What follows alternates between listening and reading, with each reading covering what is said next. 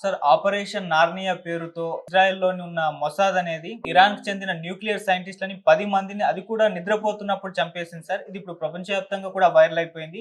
So, Mossad చరిత్రలోనే ఇటువంటి ప్రయోగం చేయడం మొదటిసారని చెప్తున్నారు. అటు ఇరాన్‌కి కూడా ఇటువంటి ఒక దెబ్బ మొదటిసారిదని కూడా చెప్తున్నారు. అసలు ఎలా చంపారు? ఎందుకు చంపారు? ఈ ఆపరేషన్ నార్నియా అని పేరు పెట్టడం వెనుకన ఏమన్నా రీజన్ ఉందంటారా? మరి దీనికి సంబంధించి ఎటువంటి డీటెయిల్స్ ఉన్నాయి సార్?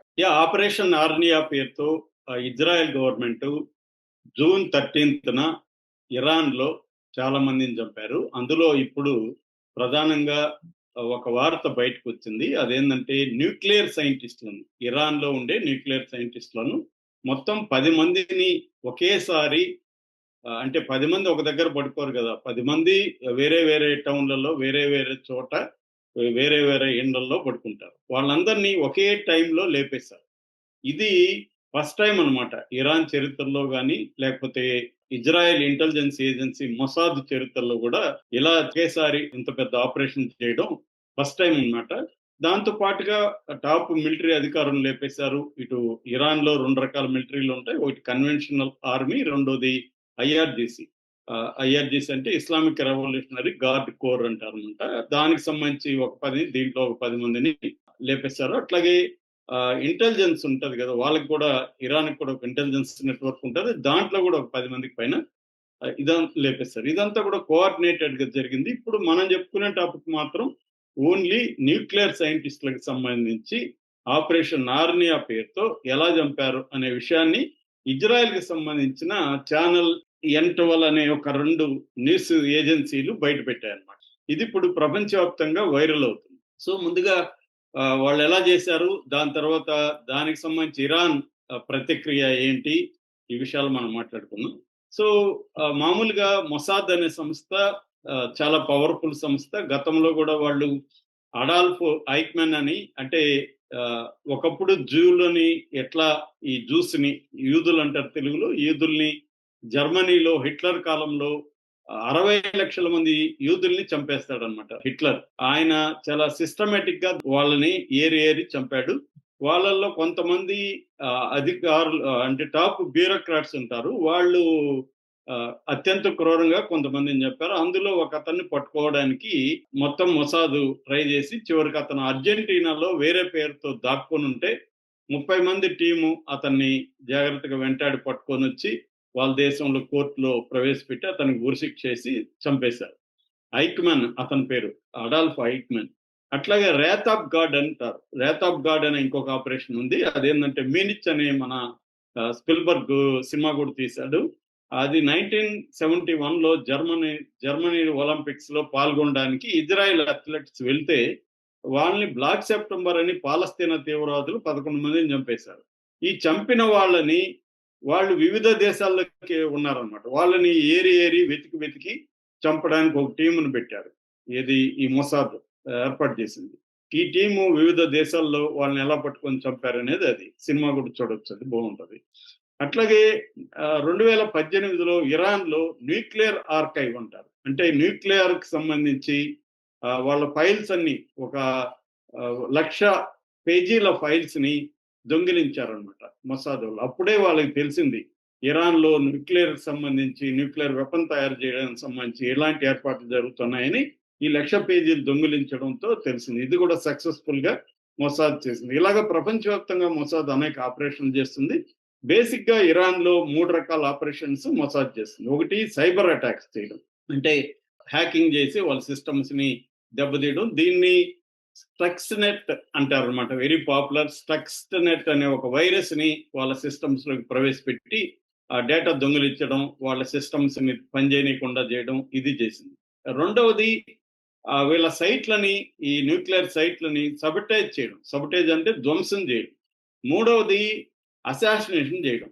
ఇప్పటివరకు ఇరాన్ మొత్తంగా ఇజ్రాయెల్ ఇరాన్‌లో మొత్తంగా 14 మంది టాప్ సైంటిస్ట్‌లని చంపేశారు. ఫస్ట్ వాళ్ళు చంపిన సైంటిస్టు 2020లో మొహ్సేన్ ఫక్రీజడేన్ అనే ఆయన్ని చంపారన్నమాట. ఇది కూడా ఒక రోబో స్నైపర్. స్నైపర్ మనిషి ఉన్నాడు అక్కడ. ఒక ట్రక్‌లోకి ఒక రోబో స్నైపర్‌ని పెట్టి ఇతనున్న కారు మీదకి కాల్పులు జరిపించి చంపారన్నమాట. హై టెక్నాలజీని ఉపయోగించడం అనేది మొసాద్ ఇప్పటి నుంచో చేస్తుంది. అలాగా ఇప్పుడు ఆపరేషన్ రైజింగ్ లైన్ లో భాగంగా ఆపరేషన్ నార్నియా అనే పేరుతో నిద్రపోతున్న 10 మంది సైంటిస్టులను ఒక్కసారిగా ఎలా లేపారు అంటే, అసలు ఈ పేరు ఎందుకు పెట్టారు? ఫస్ట్ నార్నియా అనే పేరు. నార్నియా అనేది పేరు ఏంటంటే, సిఎస్ లూయిస్ అనే ఒక రైటరు 1950 నుంచి 56కి 7 నవలలు రాశాడు. క్రానికల్స్ ఆఫ్ నార్నియా అని. ఈ మళ్ళీ అవి సినిమాలుగా కూడా వచ్చాయన్నమాట. సో ఈ నార్నియా అనేది ఏంటంటే ఒక ఊహా ప్రపంచం. ఆ ప్రపంచంలో యానిమల్స్ మాట్లాడతాయి. ఇందులో అస్లాన్ అనే ఒక లయన్ ఉంటది. అది అందరినీ కాపాడుతూ ఉంటది. అందుకని వీళ్ళు నార్నియాని ఎంచుకున్నారంటే ఇది రియల్ గా ఇలా చంపగలరా ఎవరైనా అనుకుంటారు. ఇది ఒక అద్భుతం కాబట్టి నార్నియా అనేది పేరు పెడదామని వాళ్ళు అనుకున్నారు. సో వీళ్ళు ఎలా చంపారు ఏంటంటే, ఫస్ట్ ఇన్ఫర్మేషన్ కలెక్ట్ చేశారు. ఏ సైంటిస్టు, వాళ్ళ పేర్లు ఏంటి, వాళ్ళు ఎక్కడెక్కడ ఉంటారు, అవన్నీ డీటెయిల్స్ కలెక్ట్ చేశారు. ఈ డీటెయిల్స్ కొంతమంది చెప్పేది ఏమంటే, ఇంటర్నేషనల్ ఆటమిక్ ఎనర్జీ ఏజెన్సీ దగ్గర లిస్ట్ ఉంటుంది, వాళ్ళ దగ్గర నుంచి వీళ్ళు కొట్టేశారని చెప్తారు. ఇంకొంతమంది ఏం చెప్తారంటే, ఇరాన్ లో 10,000 మందికి పైన మొసాద్ ఏజెంట్స్ ఉంటారు, వాళ్ళు ఈ డేటాని కలెక్ట్ చేసి వీళ్ళకి ఇజ్రాయెల్కి ఇచ్చారు. ఆ డేటాను పట్టుకొని, ఆ లొకేషన్స్ మొత్తం డేటాను పట్టుకొని అక్కడ పనిచేసే వాళ్ళ కోఆర్డినేషన్ తో చంపారు అని, ఒక సీక్రెట్ వెపన్ ఉపయోగించి చంపారని చెప్తారు. దీని పేరు రాఫెల్ స్పైక్ అనమాట. ఈ వెపన్ పేరు. ఇది ఏంటంటే దాదాపు 39 దేశాల్లో దీన్ని ఉపయోగిస్తున్నారు. ఇది వెరీ వెరీ పవర్ఫుల్. అంటే ప్రెసిషన్ అటాక్ అంటారు కదా. అంటే మనం ఎక్కడ ఏ పాయింట్ లో కొట్టమంటే, ఇప్పుడు బెడ్రూమ్ లో పోయి కొట్టాలంటే బెడ్రూమే కొడుతుంది, ఇంకా ఆ ఇంట్లో ఇంకెక్కడా కొట్టదు. సో గోడల్ని చీల్చుకెళ్ళి ఆ బెడ్రూమ్ లో పడుకుండే అతన్ని కొట్టమంటే కొడుతుంది అన్నమాట. సో అంత ప్రిసిషన్ ఉంటుంది. మామూలుగా ఇది యాంటీ ట్యాంక్ వెపన్ అంటారు దీన్ని. ట్యాంక్స్ ని, అంటే వార్ ట్యాంక్స్ ఉంటాయి కదా, యుద్ధ ట్యాంక్స్, ఆ ట్యాంకుల్ని అటాక్ చేయడం, ఆ ట్యాంకుల్లో ఉండే పర్సన్స్ ని అటాక్ చేయడం, అంత లోపలికి చీల్చుకొని వెళ్ళగలదు అనమాట ఈ వెపన్. దీన్ని ఫైర్ అండ్ పర్గెట్ అంటారు. ఫైర్ అండ్ పర్గెట్ అంటే అంత అక్యురసీ ఉంటుంది అనమాట, కొట్టేసి ఇది చేస్తుంది. రెండోది, ఇది 2 రకాలుగా పనిచేస్తుంది. ఒకటి, రిమోట్ లో మనం ఆపరేట్ చేయొచ్చు. రెండోది, దానికి సెట్టింగ్స్ చేసేస్తే ఆ లొకేషన్ లో ఆ టైమింగ్కి వెళ్ళి కొట్టేస్తుంది. అందుకనే ఫైర్ అండ్ ఫర్గెట్ అన్నారు. మనం ఇంకా రిమోట్ గా కూడా ఆపరేట్ చేయాలన్నమాట. అయితే అక్కడున్న ఇరాన్ లో ఉండే ఈ ఇంటెలిజెంట్ మొసాద్ ఇంటెలిజెన్స్ ఏజెన్సీ ఏం చేశారంటే, ఇరాన్ లోనే కొంతమందిని తమ ఏజెంట్ గా మార్చుకొని వాళ్ళ ద్వారా ఈ ఈ ఇప్పుడు నేను చెప్పిన రాఫెల్ స్పైక్ ని అక్కడికి తీసుకెళ్లారు. ఈ రాఫెల్ స్పైక్ అనేది ఇజ్రాయెల్లోనే రాఫెల్ డిఫెన్స్ కంపెనీ ఉందన్నమాట. ఆ కంపెనీ తయారు చేసిన ప్రిసిషన్ స్ట్రైక్ వెపన్. సో దీన్ని వాళ్ళు అన్ని చోట్ల ముందుగానే అరేంజ్ చేసుకున్నారు. వాళ్ళకి లోకల్ గా అక్కడ సపోర్ట్ ఉంది కాబట్టి. సో అరేంజ్ చేసుకొని టైమింగ్స్ ఫిక్స్ చేసుకున్నారు. వివిధ లొకేషన్లో ఫిక్స్ చేసేసారు. టైమింగ్స్ ఫిక్స్ చేస్తున్నారు. అర్ధరాత్రి దాటిన తర్వాత గాఢ నిద్రలో ఉన్నప్పుడు ఒకే టైమింగ్ ఫిక్స్ చేసి, కోఆర్డినేషన్ ఒకే టైమింగ్ లో అది అన్నిటికీ వెళ్ళింది. ఒక 9 మందిని ఒకేసారి చంపేయగలరు. ఒక అతనిది మాత్రం ఫెయిల్ అయింది. మళ్ళీ రెండో అటెంప్ట్ లో అతను కూడా చంపేశారు అనమాట. వీళ్ళు టాప్ 10 న్యూక్లియర్ సైంటిస్టులు. వీళ్ళని చంపడంలో ఉద్దేశం ఏంటి అంటే, బేసిక్ ఏంటంటే న్యూక్లియర్ బ్రెయిన్స్ ని అటాక్ చేయాలి. ఇందులో దాదాపు 3 వెరీ వెరీ వెరీ సీనియర్స్ అనమాట. ఫ్రయదుద్దీన్ అబ్బాసి, ఈయన న్యూక్లియర్ ఇంజనీరింగ్ ఎక్స్పర్ట్. మెహదీ తెహరాన్చి, ఈయన ఫిజిషియన్, ఫిజికల్ ఎక్స్పర్ట్ ఈయన. తర్వాత అక్బర్ జదే, ఈయన వచ్చి కెమికల్ ఎక్స్పర్ట్. వీళ్ళు 3 టాప్ అనమాట. వీళ్ళు 3 కూడా ఇందాక నేను చెప్పాను కదా, 2020లో ఫస్ట్ న్యూక్లియర్ సైంటిస్ట్ చంపేశారు, మొహిసెన్ అని ఆయన్ని. ఆ మొహిసెన్ ఫాదర్ ఆఫ్ న్యూక్లియర్ ప్రోగ్రామ్ అంటారు అనమాట. ఇరాన్ న్యూక్లియర్ ప్రోగ్రామ్ కి ఫాదర్ లాంటి పితామహుడు. ఆయన శిష్యులు ఈ 10 మంది కూడా, ఆయన తయారు చేస్తున్నాడు.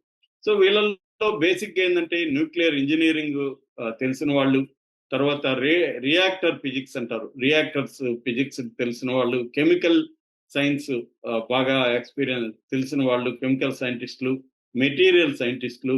ఇలాగా ఈ 10 మందిని లేపేయడం వల్ల ఏమవుతుందంటే, వాళ్ళు న్యూక్లియర్ వెపన్ తయారు చేయడానికి ఇంకా టైం పడుతుంది. ఎందుకంటే వీళ్ళు టాప్ 10 లేసిపోయినాక మిగతా వాళ్ళు నాలెడ్జ్ పెంచుకోవాలి, వాళ్ళకి అనుభవం లేదు, టైం పడుతుంది. అది వీళ్ళ గోల్ అనమాట. అంటే ఒకదాన్ని ధ్వంసం చేసినా వాళ్ళు తయారు చేసుకున్నారు మెటీరియల్ అయితే. బ్రెయిన్‌ని తయారు చేయాలంటే అంత ఈజీ కాదు కదా! వీళ్ళు ఒక 20 ఏళ్ళు, 30 ఏళ్ళు తయారై ఉంటారు.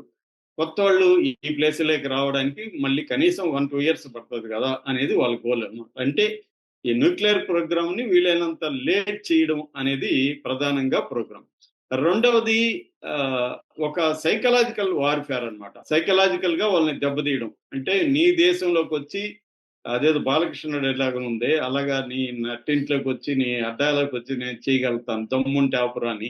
అలాగా వాళ్ళు ఒక ఛాలెంజ్ విసరడం. ఇరాన్‌లో ఉండే ఒక భద్రతలో ఉండే న్యూక్లియర్ సైంటిస్ట్‌లకే భద్రత లేకపోతే ఇంకెవరికి భద్రత ఉంటది?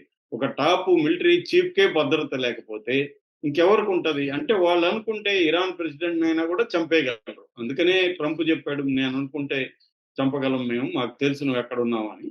కాబట్టి ఆ స్థాయిలో అంటే నీ దేశంలో ఎక్కడున్నా దాక్కున్నా, లేదా ప్రపంచంలో ఎక్కడ దాక్కున్నా మేమనుకుంటే లేపేస్తాము అన్న ఒక సిగ్నల్‌ని పంపించడం వల్ల ఏమవుతుందంటే, నిరంతరం భయంలో ఉంటారు. కొత్త వాళ్ళు ఈ ప్లేస్‌లోకి రావడానికి భయపడతారు. ఇంకొక సైంటిస్ట్ తయారు కావడానికి భయపడతారు. అసలు స్టూడెంట్సే ఫిజిక్సు, ఈ న్యూక్లియర్ సైన్స్ చదవాలంటే భయపడే పరిస్థితి తీసుకురావాలి అనేది వీళ్ళ ఉద్దేశం. కానీ ఇరాను వీటన్నిటిని తట్టుకొని నిలబడుతుంది. ఇరాన్ ఏం చేస్తుందంటే, ఇప్పుడు ఒకవేళ వీళ్ళని చంపితే ఏముంది? ఇరాన్‌కి రష్యా హెల్ప్ చేస్తుంది. రష్యా సైంటిస్టులొస్తారు. ట్రైనింగ్ ఇచ్చేసిపోతారు. లేకపోతే ఆ ఫార్ములాలు అవన్నీ వీళ్ళకి నేర్పిస్తారు. ఉత్తర కొరియా నుంచొస్తారు. చైనా నుంచొస్తారు. పాకిస్తాన్ నుంచొస్తారు.